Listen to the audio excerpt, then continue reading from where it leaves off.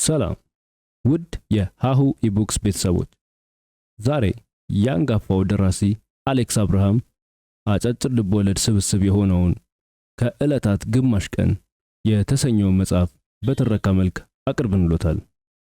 ከዕለታት ግማሽ ቀን ላይ ከሚገኘው ጨረሬ የሚለውን ልቦለድ ታሪክ ይከታተሉ ዘንድ በዚህኛው ምዕራፍ ጋብዘኑታል። ከዕለታት ግማሽ ቀን አሌክስ አብርሃም። ጨረሬን። እማማ ሞቱ። ትላንት ልክ ፀሐይ ስትጠልቅ እማማ ይህችን ዓለም ተሰናበቱ። 9 ዓመት ሙሉ ካልጋ ወርዶ የማያውቁት ምስኪን ሴት የሰፈሩን ሰው ሁሉ እንዳኮረፉ ሞቱ። 9 ዓመት አስታመን እንደ እናት ተንከባክበን ባለቀ ሰዓት ረግሞን ሞቱ እያለ የሰፈሩ ሰው በሙሉ አዘነ። አፍ አውጥተው ይናገሩ እንጂ ያስረገምከን አንተ ነህ የሚል ወቀሳቸውን ከእያንዳንዳቸው ዓይን ላይ አይቻለሁ። እኔም ምን ነው በቀረብኝ ብዬ በውስጤ ስብሰለሰል ሳምንት አለፈኝ። የሆነ ሆኖ እማማ ላይ መለሱ ከነኩርፊያቸው አሸለቡ። ለነገሩ ኩርፊያ ይሁን ሐዘን ማንም አልገባውም። በኩርፊያና በሐዘን መሃል ያለው ልዩነት ምንድን ነው? ምንስ ነው በቁጣና በኩርፊያ መካከል ያለው መስመር? መዝገበ ቃላትን እንጂ ስሜትን አይፈታም። እማማ በምናውቃቸው ቃላት የገለጽነው የማናውቀው ስሜት ውስጥ የነበሩ ይመስለኛል። የሕይወት ታሪካቸው ሲነበብ በደፈናው የሁላችንም እናት ነበሩ ከሚል የወል ምስጋና ውጪ እምብዛም የተዘረዘረ ነገር አልነበረም። አስከሬናቸው በአራት የሰፈራችን ወንዶች ትከሻ ላይ ተቀምጦ በቀባሪው አጀብ በቀስታ ወደ መቃብር ቤቱ ጓሮ ሲጓዝ አእምሮዬ ወደ ትዝታው የኋሊት ነጎደ። የዛሬን ያደርገውና ከሊቅ እስከ ደቂቅ ሙያችን እማማ ቤት ነበር። የእማማ ቤት እንደው ቤት ሆነ እንጂ ነገረ ሥራው ድድ ማስጫ የሚሉት አይነት ነበር። ሕፃናቱም እማማ ቤት በር ላይ ዕቃቃቸውን ሲደረድሩና ሲያፈርሱ፣ የቃቃ ሰርግ ሲደግሱና ሲጋቡ፣ ወጣቶቹ ተሰብስበን ካርታና ዳማ ስንጫወት፣ ስለ ሴት ስናወራና ስናውካካ እንውላለን። እሁድ እሁድ የሰፈሩ ድርዳኞችና የቁብ ገንዘብ ሰብሳቢዎች እዚያው እማማ ቤት ተሰብስበው ሲነታረኩ ያረፍዳሉ። ያ አንድ ክፍል የቀበሌ ቤት ሁል ጊዜ ከጠዋት እስከ ማታ በሩ ክፍት ነበር። በዛ ዕድሜ እንደማማ አይነት ረዥምና ቆንጆ ሴት አይቼ አላውቅም። በድህነት ተጎሳቁሎ እንኳን ጥርት ያለ ጠይም ቆዳቸውና ሽበት ጣል ጣል ያደረገበት ጸጉራቸው አንዳች ሞገስ ነበረው። ስለ ረዥም ቁመት ሲወራ ምሳሌ ነበሩ። እንደማማ ዠርጋዳ ይባላል። ዠርጋዳ ነበሩ። ሲራመዱ የሚንሳፈፉ የሚመስሉ። በስተኋላ ዘመናቸው እርጅና ተጭኗቸው ትንሽ ከወገባቸው ጎበጥ ብለው እንኳ በቁመት የሚስተካከላቸው አልነበረም። ባልም ልጅም አልነበራቸውም። መተዳደሪያቸው ሰርግና ድግስ ሲኖር ወጥ በመስራት ነበር። ታዲያ ወጥ ሳይቀምሱ በሽታው የሚያውቁ ባለሙያ ናቸው ይባላል። ሴት ልጅ ወጥ ማማሰያ ከላሰች ምኑ ሴት ሆነች ይላሉ። ወጥ ሲቀመስ ሲያዩ አይወዱም። እማማ ለምን ባል አያገቡም ስንላቸው በልኬ ወንድ አጣው ጨርሶ ኩርፋድ አጎንብሼ ላግባ እንዴ ይሉና ይስቃሉ። ጨዋ ታዋቂ ናቸው። ታዲያ ዓመቱ ሙሉ ማድቤት ለማድቤት ከርመው ለጥምቀት በዓል ጸጉራቸውን ተሰርተው ሰፊ ባለባንዲራ ጥለቱ ጉልበታቸው የሚደርስ ያበሻ ቀሚሳቸውን ይለብሱና በወገባቸው ላይ 3-4 ዙር ተጠምጥሞ ጫፉ ወደታች የሚዘረፈፍ መቀነታቸውን ሸብ አድርገው ክብ ሰርተው የሚጨፍሩ እሳቸው የአገሬ ሰዎች የሚሏቸው ወንዶች መሃል ገብተው ምንጃርኛ የሚባል ዘፈን እያወራረዱ ጭፈራቸውን ያስነኩታል። እማማን ለማየት የማይመጣ ሰው የለም። እማማ መጡ ክፈቱላቸው ይባላል። ክቡ የሰው ቀለበት በመጡበት በኩል ተከፍቶ ይገባሉ። የታወቁ ናቸው። ቸብ ቸብ ቸብ ቸብ ቸብ ሲደረግ እማማ እጃቸውን ከፍ አድርገው የምንጃር ሽቅርቅር ብለሽ ነይ ዞረሽ ይላሉ። የከበበው ሕዝብ ይቀበላቸዋል። ሕዝቡ ድንገት ለጥምቀት የተሰበሰበ ሳይሆን አብሮ ግጥምና ዜማ ሲያጠና የከረመ ነበር ይመስለው። አሄ ጀግና አገር እዛው ምንጃር ወረደች ሸንኮራ ስንዴ ልትበላ ወረደች ምንጃር የጤፍ አገር ተአብሪው ኩራዙን ሳትፈጂው ጓዙን ያዝ እንግዲህ ብለው በዛ ቁመት ድንገት ወደ ላይ እየዘለሉ ሲመለሱ በፀጉራቸው የእግዜርን ዘርፋፋ ቀሚስ ነክተው የሚመለሱ ነበር የሚመስሉት። ጭብጨባው፣ ጩኸቱ፣ ሳቁ ይደምቃል። ጎን ለጎን የተደረደሩ ጨፋሪዎች በከበበው ሰው ጭብጨባ ሪትም ልክ በአንድ ላይ ሸብረክ ሸብረክ ሸብረክ እያሉ ወደፊት ወደ ኋላ እየተራመዱ ሲጨፍሩ የተለየ ስሜት ነበር። እዛ ማዶ ከተራራው አይኔ ነው ወይ የሚያበራው የሰሌም ባርኔጣ በቀኝ እጃቸው የያዙ ጨፋሪ ወንዶች በአንድ ላይ ባርኔጣቸውን ከፍና ዝቅ እያደረጉ ሲጨፍሩ አቧራው ይጨሳል። እማማ እንደዛ ነበሩ። በሰፈሩ ዘንድ እማማ የሚለው ቃል የውል ስምነቱ ቀርቶ የዚቹ ሴትዮ መጠሪያ ከሆነ ዘመን የለውም። ሰፈራችን ውስጥ የሚኖሩ በእድሜ የገፉ ባልቴቶች ሁሉ እማማ ከሚለው ቀጥሎ ስማቸው ይጠራል። እማማ ተዋቡ፣ እማማ የዝና፣ እማማ ብርነሽ። እማማ ግን እማማ ብቻ። የዛሬ 9 ዓመት ታዲያ ለማህበር ድፎ ደፍተው ማድ ቤት ጉድ ጉድ ሲሉ ራሳቸውን ስተው እሳት ላይ ወደቁ። በእሳቱ ግራ ክንዳቸውና በግራ በኩል ያለው የራሳቸው ጸጉር ክፉኛ ተቃጠለ። የግራ ጆሮአቸውን በከፊል በሳቱ ተጎድቶ ነበር። ያ የተረገመ አደጋ የማማ ጠይም ፊት ላይ በግራ በኩል ለማየት የሚያስፈራ የእሳት ጠባሳ ትቶባቸው አለፈ። ይህም ባልከፋ ነበር። ከአደጋው በኋላ 2 እግሮቻቸውና የቀኝ እጃቸው አልታዘዝ አላቸው። የግራ እጃቸው ብቻ ነበር የሚሰራው። በቃ አልጋ ላይ ዋሉ። ሰው ደግፎ ካላነሳቸው በስተቀር ካልጋቸው መነሳት አይችሉም ነበር። የሰፈሩ ሰው ደግ ነው። እየተቀያየረ እማማን ለ9 ዓመታት አስታመመ። ቤታቸው ሰው አይጠፋም። ከጠዋት እስከ ማታ የእማማ ቤት አደባባይ ነበር። መንደረተኛው ከልጅ እስከ አዋቂ እማማን እየረዳ እግረ መንገዱን ቤታቸውን ሙያ መቀጣጠሪያው አደረገው። እማማ ትራሳቸውን ደገፍ ብሎ ወጣቶቹ ሲጫወቱ እያዩ አዋቂዎቹ ሲያጫውቷቸው እየተጫወቱ፣ እንደዛም ሆኖ ጨዋታቸው ለጉድ ነበር። 9 ዓመታት አለፉ። አንድ ቅዳሜ ቀን ከሰዓት 5 የምንሆን የሰፈር ልጆች ሰብሰብ ብለን እማማ ቤት ካርታ እንጫወታለን። ድንገት ዓይኔ እማማ ላይ ሲያርፍ የቤቱ ጣራ ላይ ባለ ሽንቁር የገባች ጨረር የብርሃን ዘንጓን ዘርግታ እማማ ጠይም ቆዳ ላይ የቀኝ ግማሽ ከንፈራቸውና የአፍንጫቸውን ጫፍ ያካለለች የብርሃን እንጎቻ ሰርታ ተመለከትኩ። አንዴ ጣራውን ሽንቁር፣ አንዴ እማማ ፊት ላይ ያረፈውን ክብ ጨረር እያየው ይሄ ሽንቁር ዝናብ ሲዘንብ አልጋቸው ላይ አንጠባጠባቸው ይሆን እያሰብኩ ጣራውን በሙሉ ስመለከተው ጥላሸት ሸፍኖታል። የጣራ ክዳኑ ቆርቆሮ እዚያና እዚህ ተበሳስቶ ጥቃቅን የብርሃን ነጠብጣቦች ጥቁሩ ሰማይ ላይ ተዘሩ ከዋክብት መስለዋል። ጓደኞች ጋር ተያይዘን ስንወጣ ለምን የማማን ጣራ እናድስላቸው? አይታችሁታል? ጨረሩ ሁሉ እኮ ያስገባባቸዋል እኮ አልኳቸው። እኔም ሳስብ ነበር እኔም እያሉ በያፋቸው ተንጫጩ። እንዲህ ነበር የተጀመረው። ለአንድ ሳምንት ቤት ለቤት እየዞርን ብር አሰባስበን ጎረቤት ሁሉ ደስ እያለው ካሰብነው በላይ ብር አዋጣ። እንደውም አንዳንዶቹ ለራሳቸው ጉዳይ ገዝተውት ከተረፋቸው ማገርና አውራጅ እየቀነሱ ውሰዱ አሉን። ግርማቸው የሰፈራችን አናጺ ስራውን በነጻ ሊሰራ ቃል ገባል። ደግሞ ለማማ ብር ልቀበል እንዴ ብሎ በሳምንቱ ማማን ለማስደነቅ በማሰብ ሳንነግራቸው ቤታቸውን ለማደስ ወሰንና አልፎ አልፎ እንደምናደርገው 1-2 ሴቶች በጠዋት ሰፈራችን ወዳለው መድኃኔዓለም ቤተክርስቲያን እንዲወስዷቸው አደረግን። አንዳንዴ እንደዛ እናደርግ ነበር። ቤተክርስቲያን እንወስዳቸውና እዛው ሲጸበሉና ጸሎት ሲያደርሱ ውለው ማታ እንመልሳቸዋለን። የዛን ቀን ማማ እዛው ዋሉ። እኛም ተባብረን የቤታቸውን ጣራ ከማደስ አልፎ ምን የመሰለ ነጭ የማዳበሪያ ኮርኒስ ሰራንላቸው። ቤቱን አጸዳድተን ደጅ ፀሐይ ላይ የዋለ አልጋቸውን አስገባብተን ካነጠፍን በኋላ የሰፈር ሴቶች ቡና ፍልተው በድምቀት እማማን ተቀበልናቸው። እማማ ቤት እንደገቡና አልጋቸው ላይ እንዳረፉ ወደ ጣራው ባለማመን እየተመለከቱ አይኔ ነው ወይስ ያችን ሽንቁር ደፍናችኋታል ብለው ጠየቁ። አጠያየቃቸው ከደስታም ይሁን ምስጋና ይልቅ ወደ ቅሬታ ያመዘነ ነበር። የተደረገውን ሁሉ አንድ ባንድ ነገርናቸው።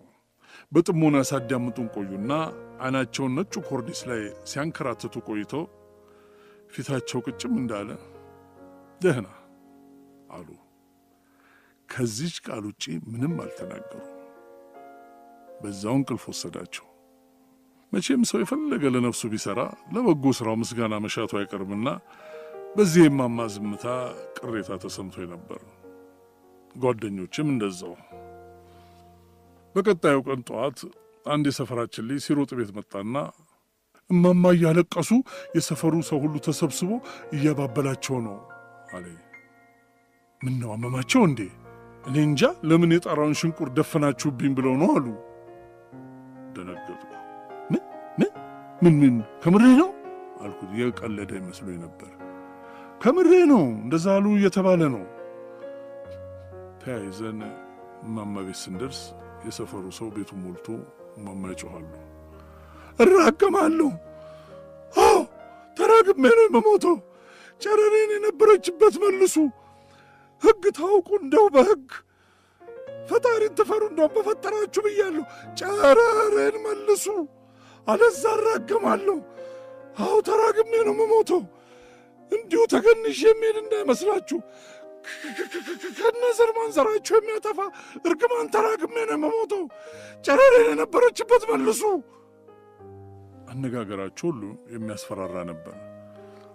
ያቺ ገራገርና ፈገግታ የማይለያቸው ሴትዮ ፊታቸው በቁጣ አስፈሪ ሆኖ ነበር። በዛ ላይ በየመሃሉ ወዮ ጨረሬ ብለው ይጮኻሉ። ከ9 ዓመት በፊት ለጥምቀት ሲዘፍኑ ካልሆነ ከዚያ ወዲህ እንዲህ ሲጮህ አይቻቸው አላውቅም። የሰፈሩ ሰው ግራ ገብቶት እርስ በርስ ይተያያል። ልክ እኔ ስደርስ ቤት ውስጥ የነበረው ሰው በሙሉ ዞሮ አየኝ። አስተያየታቸው አንተው ቤት እናድስ ብለህ ያመጣኸውን ጣጣ አንተው እንደምታደርግ አድርግ የሚል ነበር። ባወጣ ባወርድ የሠራው ስህተት አልገባህልኝ። ምንድን ነው ጥፋቴ? የአንዲት አልጋ ላይ የዋሉ አቅመ ደካማ ሴት የተሸነቋቆረ አሮጌ ጣራ ሰፈሩን አስተባብሬ ማሳደሴ ማስመረቁ ቢቀር እንዴት ድፍን መንደር ያስረግማል? ነገር ያለው እስተ ነገ ጨረሬን የነበረችበት ካልመለሳችሁ ውርድ ከራሴ። ጨረሬን የምፈልገው የእናንተ ጉርብትና ይቅርብኝ፣ እህሏችሁም ይቅርብኝ። አልፈልግም። ረሃብ እንደሆነ ለምጃዋለሁ። ምን ያደርገኛል? ጨረሬን ብቻ ቦታ መልሱ።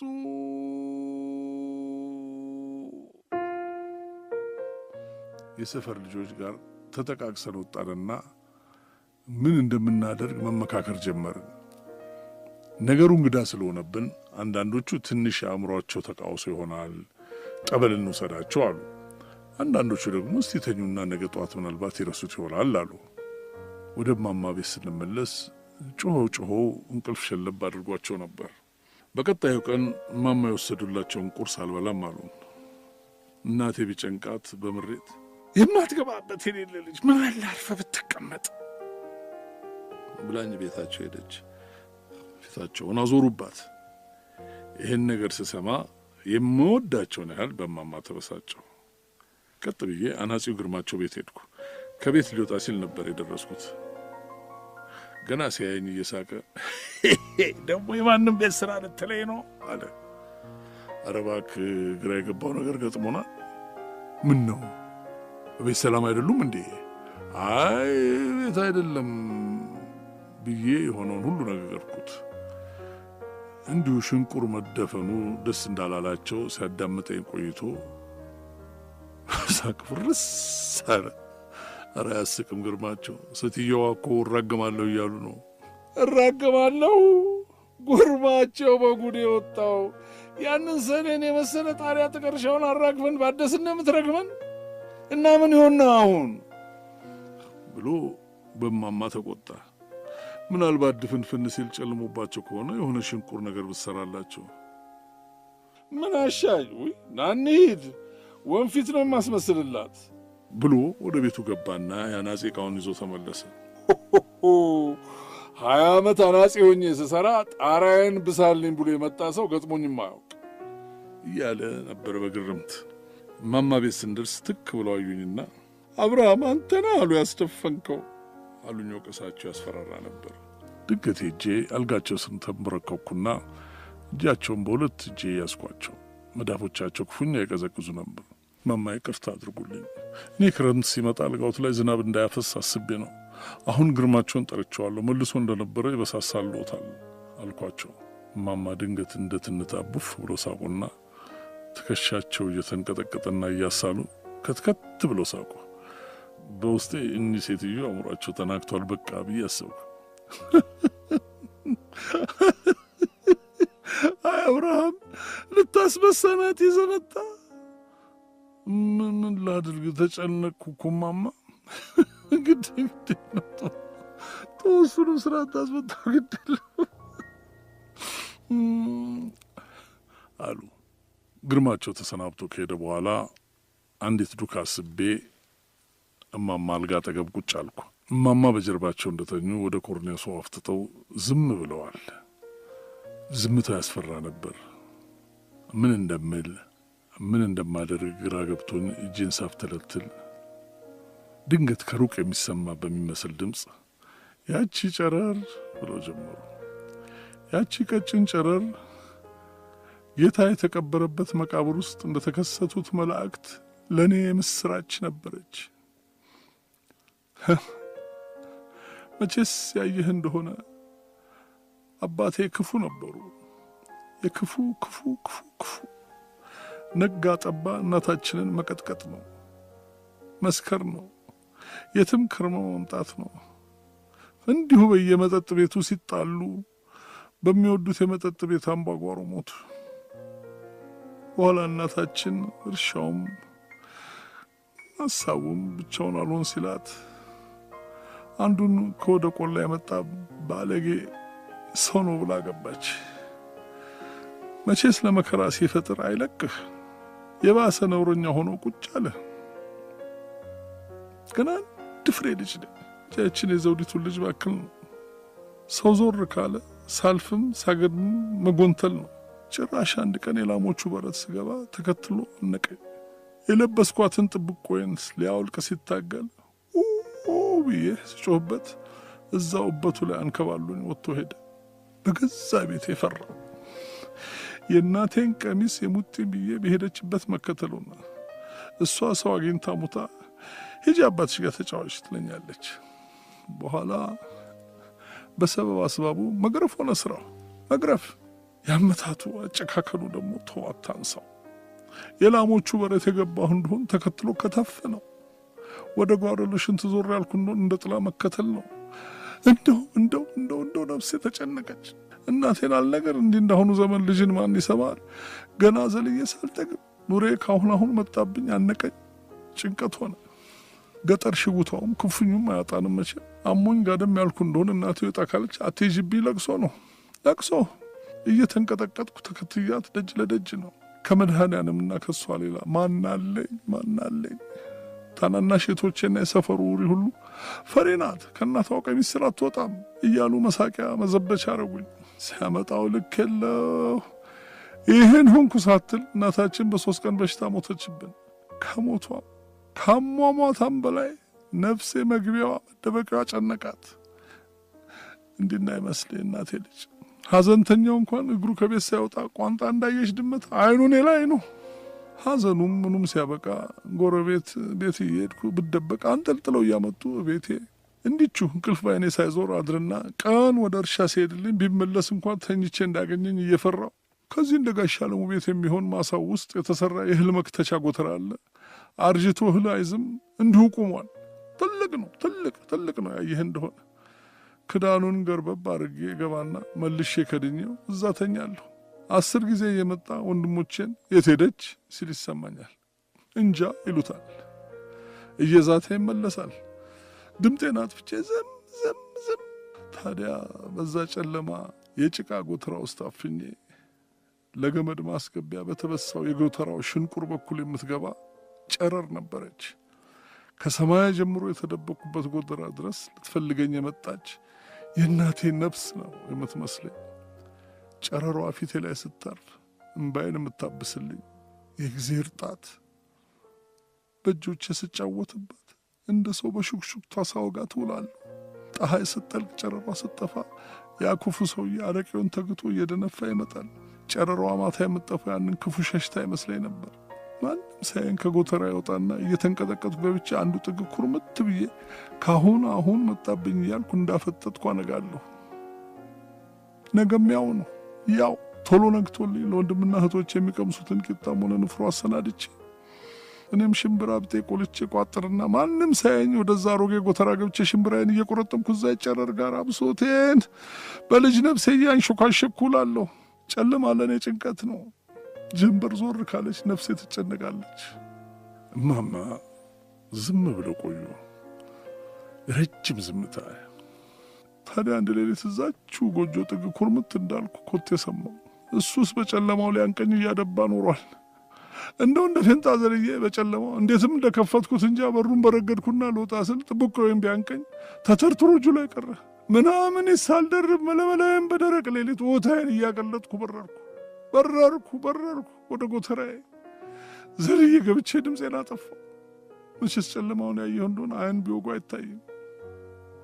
ሊምረኝ መሰለ የታባቷ ገባች እያለ መርዝ እንደቀመሰ ውሻ ማሳ ውስጥ ተቅበዘበዘ። ወደ ጎተራው ሲቀርብ ቅጠሉ ሲንሾካሾክ ይሰማኛል። እስካሁንም በበር የሰው ኮቴ ስሰማ እጨነቃለሁ። ራቁቴን ነኝ። ብርዱቶ ፍርሃቱ ያንዘፈዝፈኛል። ኋላ በዱላው ጎተራው መታ ሲያደርገው ይሄ የከረማ አቧራ እንደ ዝናብ ወረደብኝ። አሳልኩ። አሽመናቲ ናቶችም እያለ ክዳኑን ሊከፍት ሲጀምር ጎረቤቶቼ እሪታዬን ሰምተው ኑሮ እየተጫጫው ሲመጡ ሰማሁ። በዚያ በሌሊት ጨለማ ውስጥ በዛች የጎተራ ሽንቁር ከሰዎቹ ላምባዲና የመጣች ቀጭን ጨረር ራቁት ገላዬ ላይ ስታርፍ እንደ ፀሐይ የሞቀች መሰለኝ። አቤት ደስታዬ! አቤት አተረፉኝ። እሱንም በነጭ ለባሽ እያዳፉ ወደ ወሰዱበት እንጃ። ልጆቹንም ወደ አክስታችን ዘንድ አላኩን። እዛው አደግን። ፍርሃቱ ግን ዛሬም ድረስ በርጋጊ አድርጎኝ ቀረ። ቅጠል በተንሾካሾከ በበር የሚያልፍ ኮቴ በሰማሁ ቁጥር ብርክ ይዘኛል፣ እፈራለሁ። ዘመኔ ያለቀው በፍርሃት ነው። በፍርሃት ኑሮዬ እንደው መባከን ነው። እምብዛም ደስታ የለው። ከልጅነት እስከ እውቀት የሳኩባቸው በደስታም የተጎበኘሁባቸው ብርሃን ያየሁባቸው ቀናት ብቻ ነበሩ። ያ የ77 ረሃብ ስንቱን እንደ ቅጠል ያረገፈው በርገምት ማለፉን ያበሰረኝ መንግስትና ራዲዮ ነው አይደለም፣ ብርሃን ነው ልጄ፣ ብርሃን። ለሰው ብናገረው እውነት አይመስልም። ሰማዩ በደረቀበት የጥር ወር ያለኝን አሟጥጬ ወዴት አባቴ ልሰደድ ያልኩ ውጪው ላይ ከተፈጨበት ዓመት የሆነው የድንጋይ ወፍጮ ላይ ተቀምጬ ሳለቅስ ነበር። ጥር 10-11 ማታ እንደነገ ብርሃነ ጥምቀቱ ሊከበር በዋዜማው ምሽት በዛ ኮከብ እንኳን በማይታይበት ጥቁር ሰማይ እንደ ፈትል ክር የቀጠነ ብርሃን ሰማዩን ሁለት ሲከፍለው ደንግጬ በረገኩ። ያንን ሰማዩ ላይ ተዘርግቶ የጠፋ የብርሃን ዘንግ እንደገና ያለው ብዬ ባንጋጥጥ አልደገመውም። በመነጋታው ምድሩ ላይ ጠፍቶ የኖረ ዝናብ ዶፎን ወረደ።